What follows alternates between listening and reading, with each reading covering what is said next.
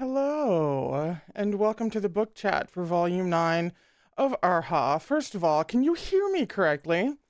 I had to screw around with my audio settings a whole lot the other day, and now I'm paranoid about what can be heard and when.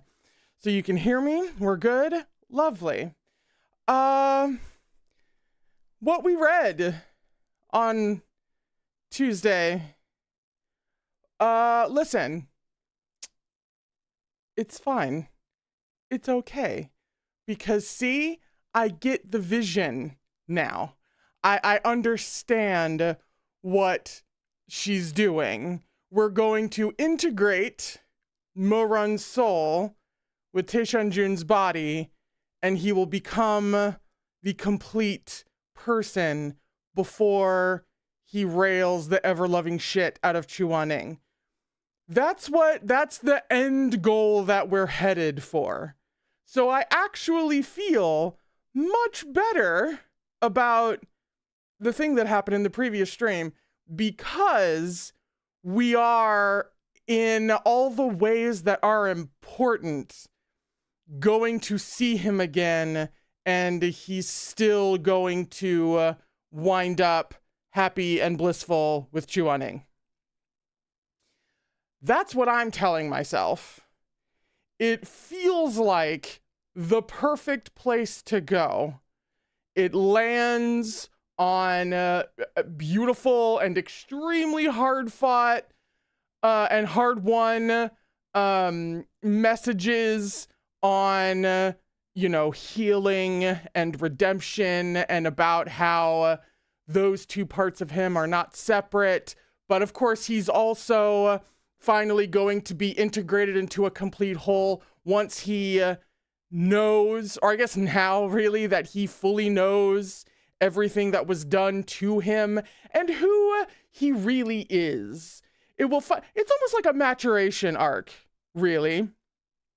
At the end of the day, we're going to end on a Mo-run who is no longer dumb, who knows everything about himself and his own experiences, and we are going to reflect that in the narrative with a Mo-run and Tae-Shan-jun integration. That's my theory. That's what's currently letting me sleep at night. I don't think it's going to be easy, because nothing by Meat Bun is easy, and also, this technically means that Shimei, and I'm presuming Chuan-ing, is going to take up the mantle of put that soul back where it came from, or so help me. And that's nerve-wracking that Hua Binan has the same goal for different reasons. Of course I'm going to be nervous about that. However, at the end of the day, in the last part of Volume 11, there's going to be an integration, and then they're going to bang in a scene the likes of which none of us are prepared for. Thoughts?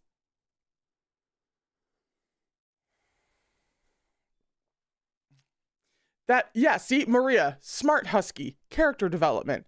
Thank you.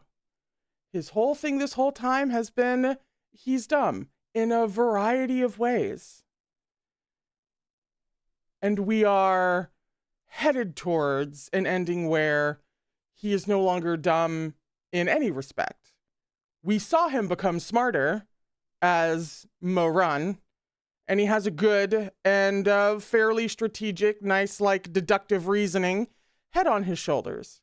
And now he is also no longer dumb in the sense of he's no longer ignorant to everything that happened to him.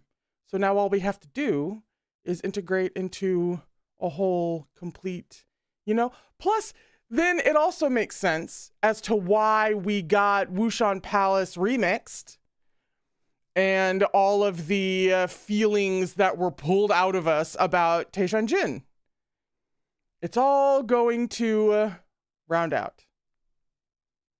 I say as a low-key threat to Meat Bun.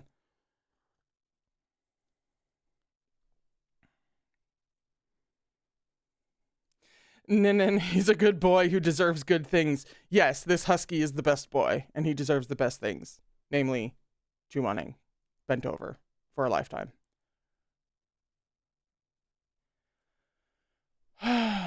It's volume 11 isn't just extras.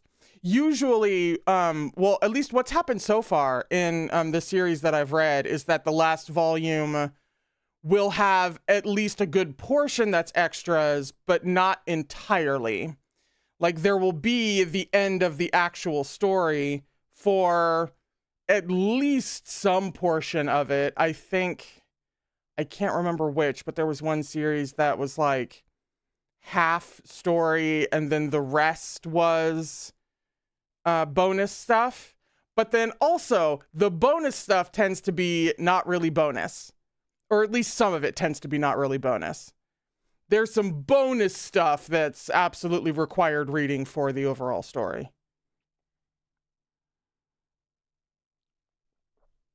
Oh, self-saving system 4 was just extras. That's true. But if I remember correctly, which may or may not be true, some of those extras were indeed like necessary to the overall story. It is? Volume 11 is all extras.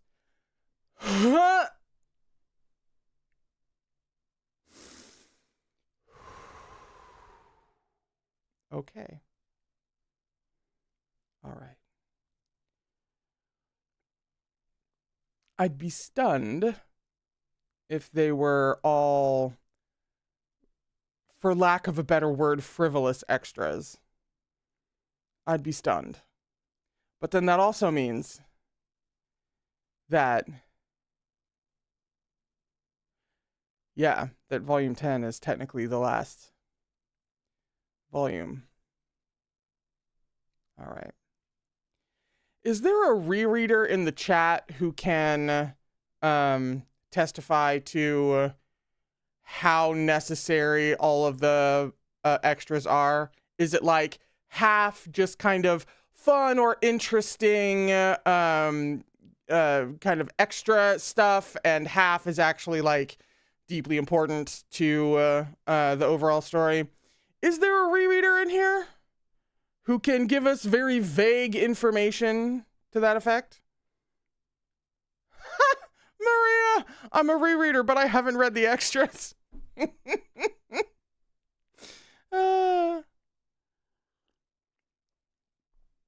Oh, Maddie. Oh, they'll answer. Can we trust the answer, though? That's a good point. These shifty bitches have deliberately led us astray before. So they could very easily go, no, it's not very like important stuff, but you know, it's good to read for XYZ reasons, and then it's just all devastatingly revelatory information. Or be like, it's just a bunch of like sex scenes, and then it's all like horribly torturous.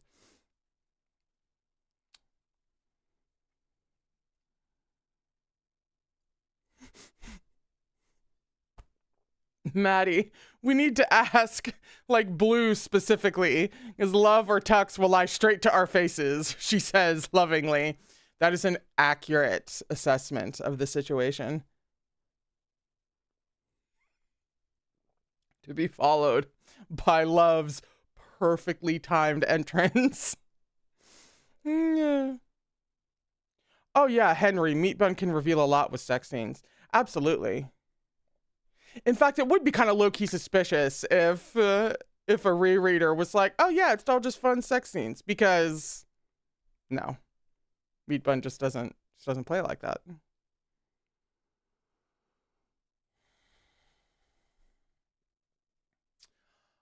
And then also, in terms of what we're reading today, I think this is probably going to be the topic of the poll for the reading stream, but I think Shui Daddy is totally dead. He's totally dead. He's dying today. Meat Bun would completely hit us with a double death, because why not at this point? She would do it. I think that has to be That has to be what happens. Frankly, I wouldn't be surprised given the fact that all three of them are on the cover for volume 9. I wouldn't be surprised if they're all dead by the end of this volume, but that might be me catastrophizing.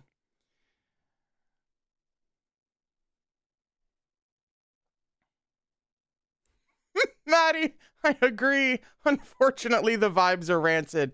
Yeah. They really are.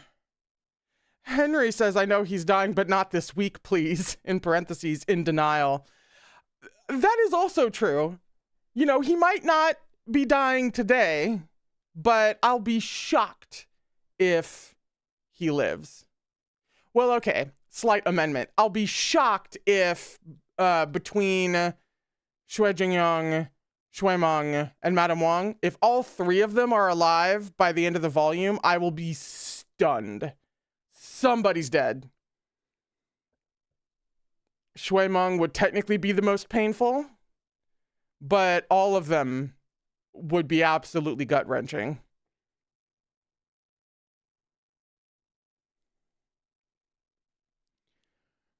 Oh, Maria, what about Mu Yanli being Hua Binan's sister? Man, we all called, or at least most of us called, Mu Yanli being crooked as fuck. Because the needle was still moving, and I will die on that hill. And turns out I was correct to die on that hill because the needle was still moving. That was some shifty bullshit. I think that wasn't technically the only shifty thing that she did during that whole process, but that whole process was very overwhelming for several reasons. So I was really only hanging my hat on the fact that the needle was still moving, because I think everything else was a little bit more who can really know, who can really say circumstantial stuff, but the needle still moving was some bullshit. And as it turns out, we were right. Did not see Mu Yanli being Hua Binan's sister, though. And then there was all that allusions to what cult are these people a part of?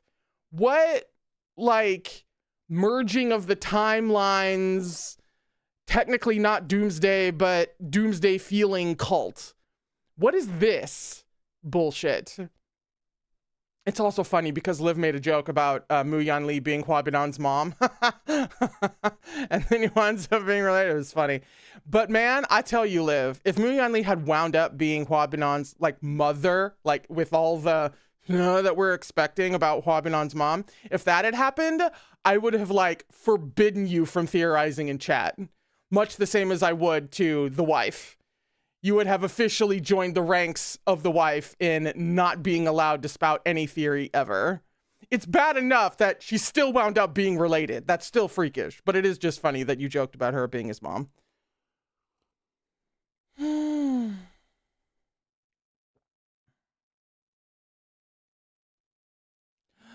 Henry's cracked it? Henry said shutting the fuck up because I've cracked the case. Henry's figured it out? Ooh.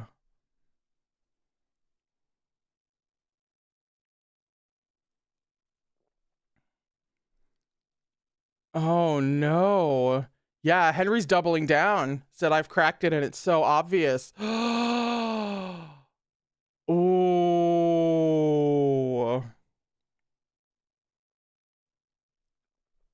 Interesting. I will love to see if you're right. I don't think I've ever seen. Well, no. No, the thing, see, Liv is the one with like precognitive abilities who can just like discern what the fuck is going on. Henry more like puts in a request for a narrative and then the narrative just like gives it to him. So Henry being very Liv about it in a I've cracked it, I know what's going on, I have this, I'm dialed in, is concerning, because we usually get Henry being like, I'd love it if they had a homoerotic sword fight, and then lo and behold, you know.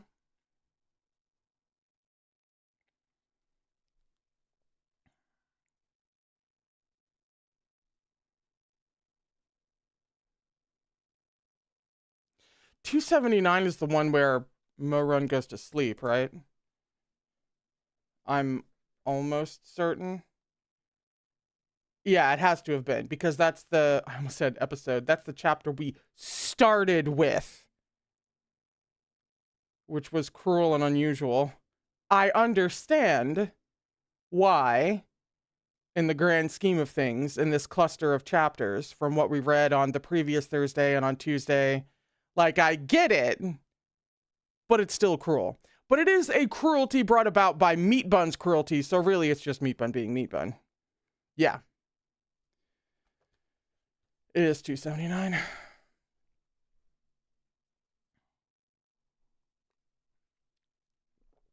I think I remember in the moment, because I was so straight up in denial about what was happening. I was so, and like I mentioned this at the time on Tuesday, but like I was so in denial that I was not consciously aware that I was in denial. Because most of the time, my denial is like, I am actively realizing what is happening and then I just choose to not see it until they force me to. But like, Shui Jingyang, totally dead this stream, completely dead. Like, that's just it. I can choose to go into denial about that, which I kind of am, but that's like a conscious decision. I was so in denial that I actually fundamentally did not realize what was happening until it happened. So while I was reading that scene, in the moment, the love confessions and Chu Waning finally in that moment, like breaking through his own walls and saying all these beautiful things and all of that, like I was taking that from a different angle than what was actually happening, which was they both knew that Mo Run was about to die. And so this was Chu Waning's last chance to say anything, which is much different from, we're gonna get you better at Xishang Peak, and now like you are here and we are together and fuck the world because, they think we're criminals now and like that's fine. Like that's a much different, I thought it was more of like a turning point, and like it was also a turning point for the, relationship as a whole, but I just was not taking it in the same way. So I was like, oh wow, Chu Waning is really like, he's really broken down the barriers about this, like, whoa. But when you look at it as he's like, I got about 5 minutes left, what would I say to this man? That's just a very different angle for the actual scene. And it was heartbreaking. Doesn't feel like an adequate word.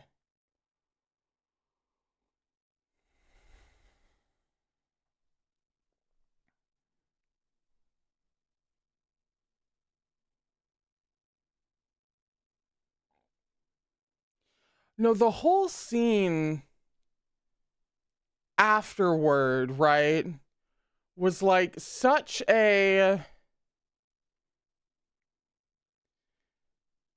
it was grief, a heartbreak in a very, very like tangible, gut punching way without going over the top. It actually went in the other direction, which a lot of times in immediate aftermath is actually more realistic and will paradoxically hit more. In fact, God, I think it was an actor or a director or somebody at some point said it specifically that I remember, but there's like just a general understanding with when you're trying to make an audience cry, it's not always about just blubbering with emotional tears and everything. When you're trying to make an audience cry, it had to have been an actor, because they said it's not about making the audience cry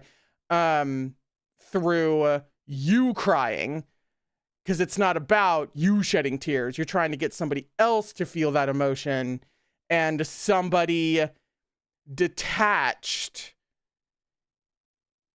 can make it easier for an audience to fill that gap, if that makes any sense. So a very quiet Chuaning going about his morning, all he has to do is not be able to like look behind him.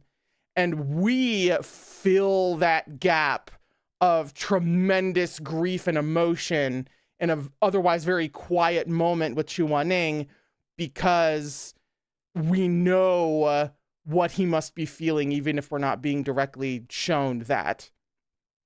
It's a really, really powerful tool to wield in grief moments specifically. And what's funny is that the other piece of writing, anyway, that comes to mind that did that really well was actually a fanfic that was an AU of Resident Evil 6. It was a Chris and Piers fanfic that did the mundane and quieter aspects of grief really, really well, that wound up punching you in the face.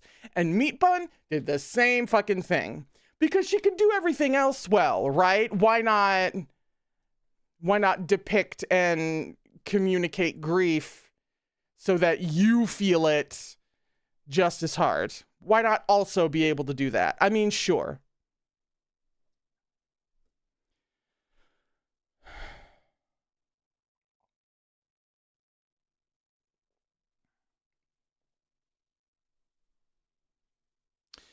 Oh yeah, Blue, who said Meat Bun kind of took a let's get y'all therapy by demolishing your souls first.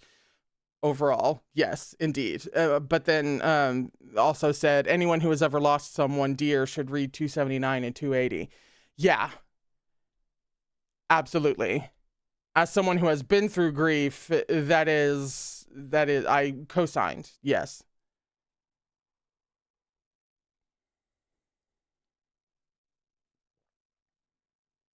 Oh, Maria, shut up. There was volume 6 foreshadowing to everyone being disgusted by their relationship. Actually, now that I say that out loud, somebody remind me, but no, that sounds familiar. That like, it wasn't so much like somebody's seeing into the future and that will what and that's what will happen, but it's like somebody makes that comment in the midst of a conversation about if that were to ever come out, everyone would be disgusted or something. Ah, Maria with the direct quote. Thank you. Much later, when Mo Wei-yu and Chuaning's relationship was made known to the world, many felt their deity had crumbled. They were furious and disgusted, finding it unbelievable, unacceptable. What was the context around that? And reading it here, I think I clocked that was foreshadowing, but of course that was in volume 6. That was a million years ago at this point.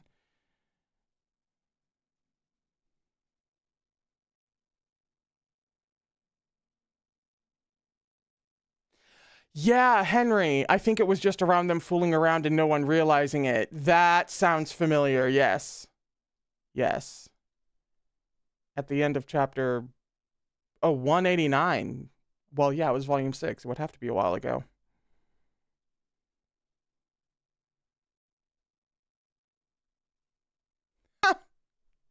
He said, I do remember that line standing out to me because it wasn't even normal foreshadowing. It was just like, hey, this will happen. Yeah, not all foreshadowing has to be sneaky.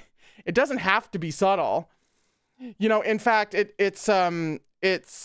takes a really skilled hand to know when you can when clocking someone over the head with foreshadowing is actually more impactful than trying to be subtle about it. Because then it doesn't prepare people in the sense of like, oh, well, we know it's coming, so like I've been spoiled. It's more of like a, oh God situation. You really create that pit in the stomach of the reader who was then waiting for the circumstances to come around that make that come true. Not that Meat Bun's talented or anything.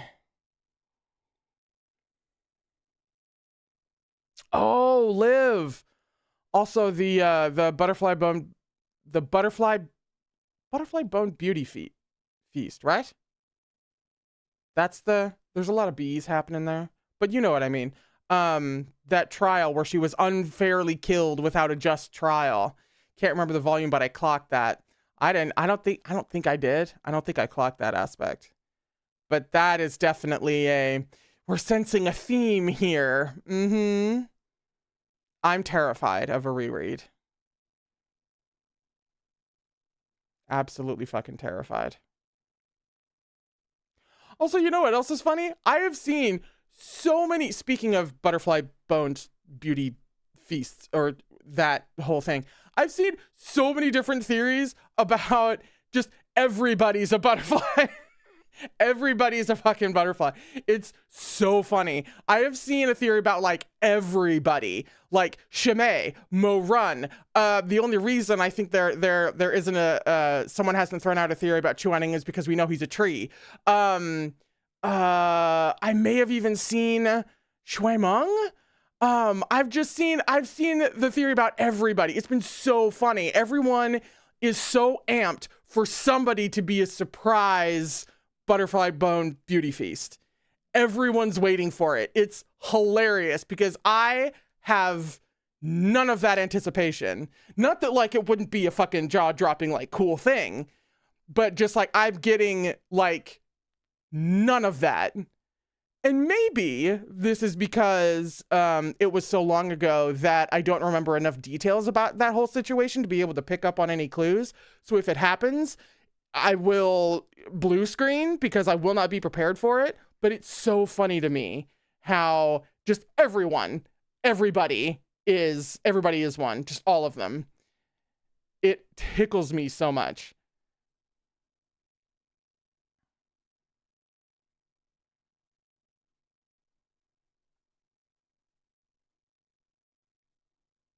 Speaking of character development, Love, who said the fact that Chu Wanning was like he would rather be looked down on in history with Mo Run rather than be treated as a god.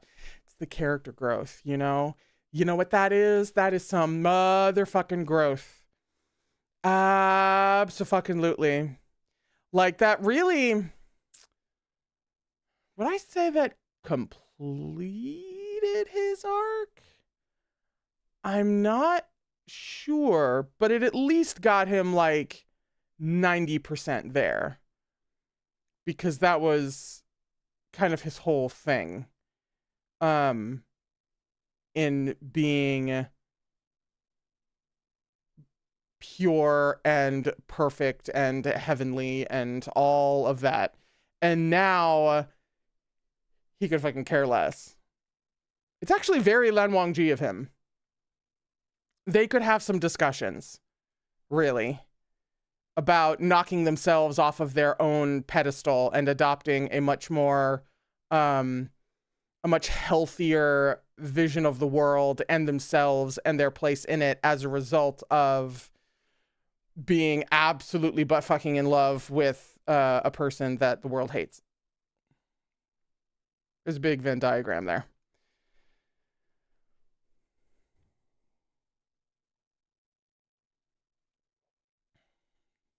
Oh, Henry, this is why I relate to both of them, Lan Wangji and Chu Wanning. If you're comfy, I would love a couple of details about how you relate to that. Because I'm from the worthiness issues side of things. So I'm from the Mo Run and Wei Wuxian identifying place. And the wife is more from the Lan Wangji Chu Wanning side of things. But I have all the experience with the worthiness issues. So if you are obviously comfortable and willing, I would love to get a couple of things of insight on how you relate to them, because like I empathize with them, obviously, and I love them dearly. But I don't relate. So I like hearing about how other people relate to things.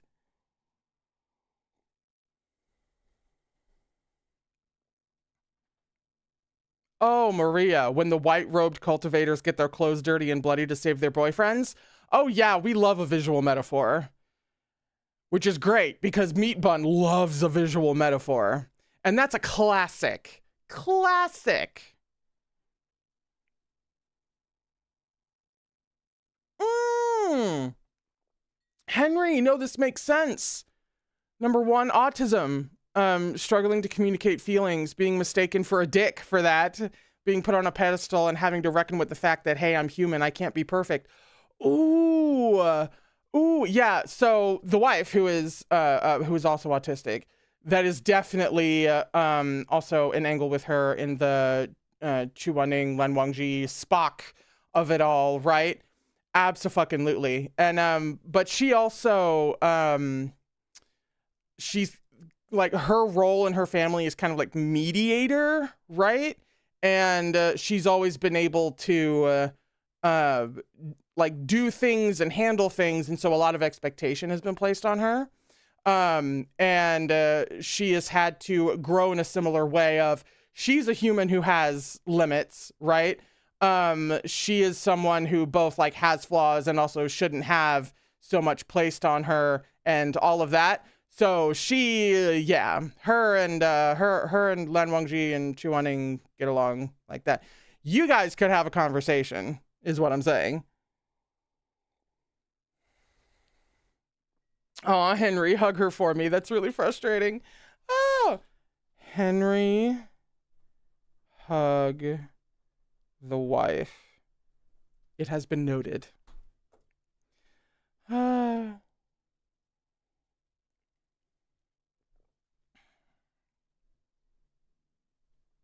Ooh, Liv said acts of service, and when you stop, you're villainized. Yes, that's a great way to put it. Absolutely dead ass right. Oh, and you know, yeah, that's true. We have a lot of autistic people in this neck of the woods. So this makes sense as to why there's a lot of Lan Wangji, Chu Wan-ning fans in the room.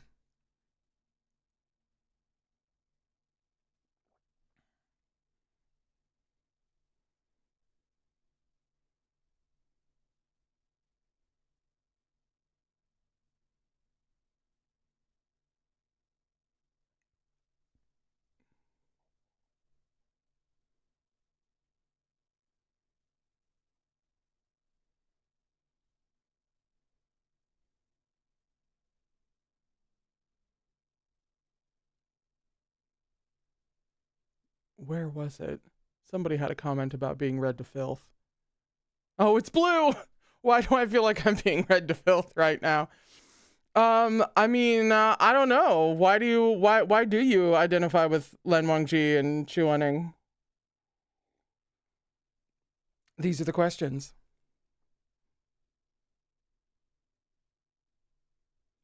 Ah, Henry. Oh yeah, we joked that Chu Wan-ning is the white cat, Liv is the black cat, and I'm the orange cat. Liv is, of course, the blue turnip. Mm-hmm. Why orange for you, Henry? Because I believe, if I remember correctly, Liv has black hair. Henry, are you a ginger? Are you a redhead? I used to dye my hair red when I was a teenager, so I'd be very... Ow! Henry's ginger! I'm very jealous.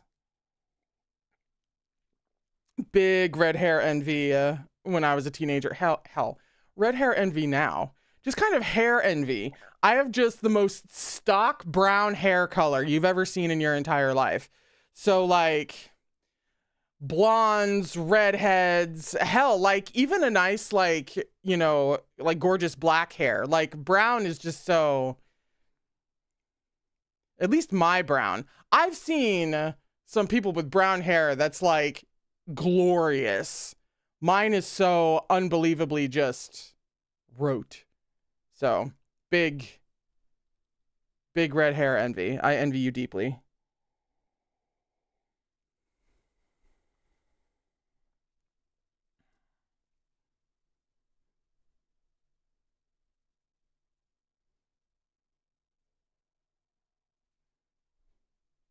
Love, but I really like your hair color, to be honest. Thank you. It does Like at, when I was younger, it was a whole lot lighter because that just happens to a lot of people. Their hair color gets darker as they get older. So I was actually basically like dirty blonde when I was younger, but it was at this really awkward, like it did not look good with my skin tone or anything. It just wasn't naturally terribly flattering, which is one of the reasons why I started dyeing my hair in my teens, because I was like, what is happening? So it has at least darkened, it did at least darken in adulthood to something that I think is complimentary. But if I had the funds and executive function, I would probably be dyeing it at least more of like a reddish brown. I don't know, man. Just the dark red hair has always been a thing for me. Thank you, though. That's very sweet. Whoa, no, Henry. As the last point of order before we head off to the reading chat, because it's 2:52, Henry said, don't ask anyone about my prejudice against blondes. You can't say that to me because now I'm going to ask. I will literally ask about anything while at the same time utterly respecting you and backing off if, you draw a personal line and boundaries. But until then, what's your deal with blondes, Henry? What's that about?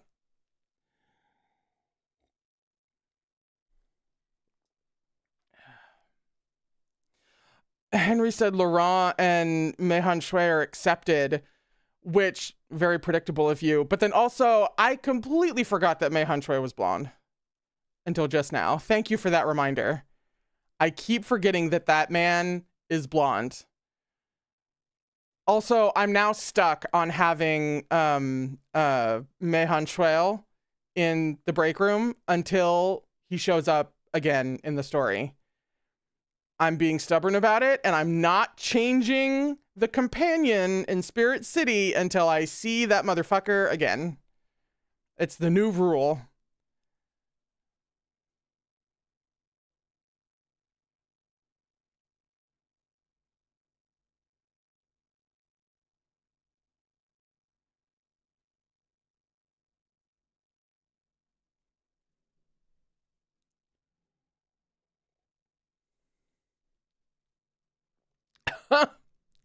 Henry, there's a running joke about how I'm racist against blondes because I'm more into dark hair and it snowballed. There is a whole ass origin story around that. Like, we don't have time to unpack all that, but thank you for the broad strokes of what the hell is going on in that.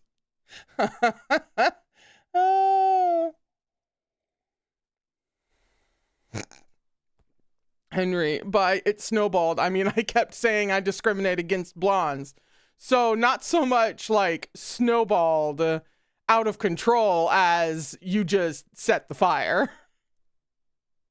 As in it was just all you.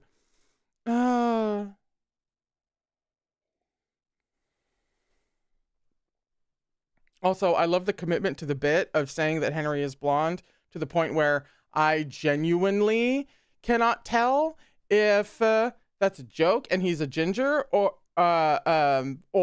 if Henry just lies about his color, or if Henry's one of the people, how it's usually the inverse. A lot of blondes will be like, oh yeah, I'm strawberry blonde. I'm like, and they're not, they're just like fucking blonde, It could be the reverse of that. Henry's out here like, no, it's red. It's red. It's not blonde, but it's actually, it is. Wait, that's not inverse at all. Ooh, I tell you, that is not a good indication of how mentally on top of it I'm going to be for the next 2 hours. Ooh. It is 2:56. I have to hop on over to the reading stream where, certain characters are absolutely going to motherfucking die. So I'm going to put y'all back in the break room over on the reading stream while I go and grab some lemonade from the fridge. And I will see you in just a few minutes. Thank you for chatting with me. As always, I do kind of love it when we get like majorly off track, and considering the absolutely tragic and gut-wrenching events of Tuesday, I think we were like preserving our mental health by just diverting from the subject, which is valid. And I love that for us. So thank you so much. I will see you over there in just a couple of minutes.